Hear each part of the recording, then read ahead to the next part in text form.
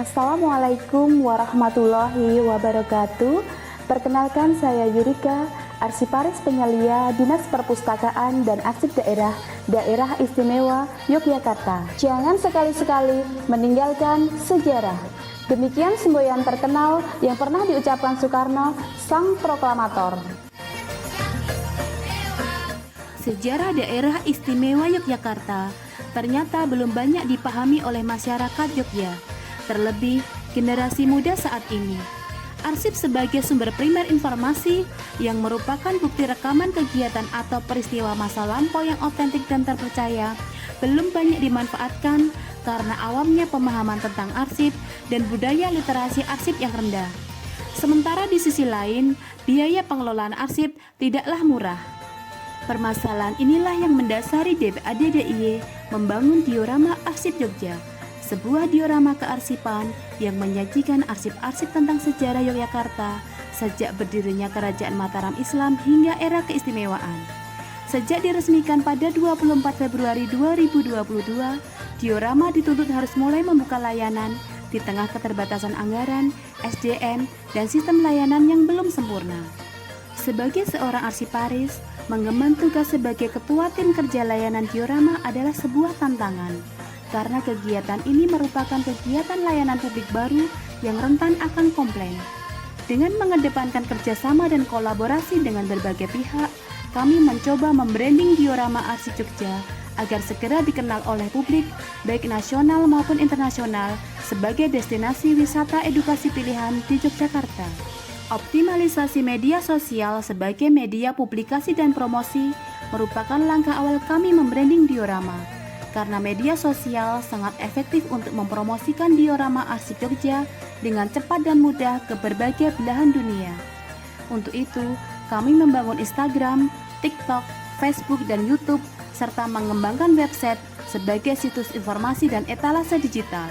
Strategi branding yang kedua adalah menggalakkan kegiatan wisata arsip. Wisata arsip adalah kegiatan mendekatkan arsip kepada generasi muda yang dikemas dalam bentuk wisata. Mengambil destinasi-destinasi yang berkaitan dengan sejarah Yogyakarta seperti Museum Ulen Sentalu, Keraton Yogyakarta, dan Pura Paku Alaman, dilanjutkan kunjungan ke Depo Arsip DPAD DIY, dan terakhir ke diorama Arsip Jogja. Keterbatasan anggaran wisata arsip memotivasi saya untuk melakukan strategi branding yang ketiga, yaitu penawaran kerjasama paket outing kelas bagi pelajar dan mahasiswa. Paket outing kelas berkonsep Tour de Arsip meliputi tour diorama Arsip Jogja dan tour pengelolaan arsip statis yang meliputi pengolahan, alih media, restorasi, dan layanan arsip. Dengan paket outing kelas Tour de Arsip, pelajar dan mahasiswa dapat belajar arsip sejak dini dengan cara yang asik. Usaha yang kami lakukan dalam membranding diorama tidaklah sia-sia. Data menunjukkan kunjungan diorama semakin meningkat dari tahun ke tahun. Jumlah pengunjung diorama tahun 2023 sebanyak 26.616 orang dan pada tahun 2024 meningkat menjadi 35.747 orang, di mana 66% didominasi oleh pelajar dan mahasiswa. Seiring meningkatnya kunjungan ke diorama, jumlah pemanfaatan arsip juga mengalami peningkatan yang signifikan. Tahun 2024, jumlah pemanfaatan arsip mencapai 277.368 nomor arsip.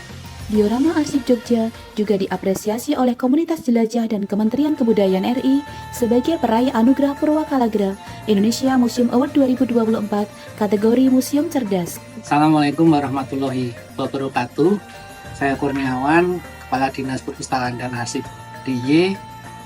Saya sangat mendukung keikutsertaan Saudari Yurika dalam ajang pemilihan Arsiparis Teladan Nasional tahun 2025, dan tentunya Saudara Yurika telah banyak berinovasi dan memberikan ide-ide kreatif dalam membranding diorama Arsip Jogja sebagai destinasi wisata edukasi dan dalam upaya meningkatkan pemanfaatan arsip statis.